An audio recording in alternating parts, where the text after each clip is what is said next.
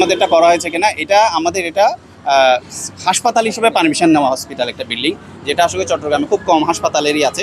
D1 D2 occupancy নিয়ে আমরা এটা করেছি। আমাদের এটাতে 16 তলা প্লাস 3টা পার্কিং সহ করা আছে। এখন ওনারা একটু দেখতে এসেছেন যে আমরা যে ড্রয়িংটা সাবমিট করেছি ওটা অনুযায়ী হয়েছে কিনা। ওনারা এসে পুঙ্খানুপুঙ্খানুরূপে তদন্ত করে আমরা যেভাবে করে সিডিএতে সাবমিট করেছি ওভাবে করে ওনারা পার্কিংগুলো পেয়েছেন। আমাদের এখানে প্রায় 36টা পার্কিং হলেই ডিমান্ড ফুলফিল হয়, কিন্তু আমরা নিয়ার অ্যাবাউট 56টা পার্কিং প্রোভাইড করেছি এখানে। হ্যাঁ, আর হচ্ছে যে আমাদের এখানে 2টো কার লিফট দিয়ে সার্বক্ষণিকভাবে মেনটেন করা হচ্ছে।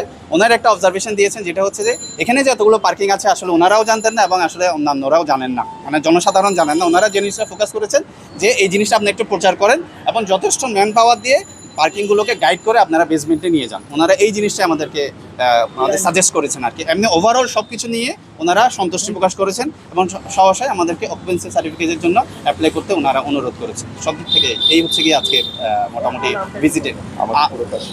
আমাদের এখনও কিন্তু 2-3টে ফ্লোরের কাজ বাকি আছে ভিতরে। হ্যাঁ, ইন্টারনালি কয়েকটা ফ্লোরের কাজ বাকি আছে। ওগুলো যদি সম্পন্ন হয়ে যায় আমরাও সহসাই অকুপেন্সির জন্য ইনশাল্লাহ অ্যাপ্লাই করব। এই হচ্ছে আমি হচ্ছে যে স্থপতি আল নোমান, আমি এটাতে আর্কিটেক্ট কনসালটেন্ট হিসেবে কাজ করেছি।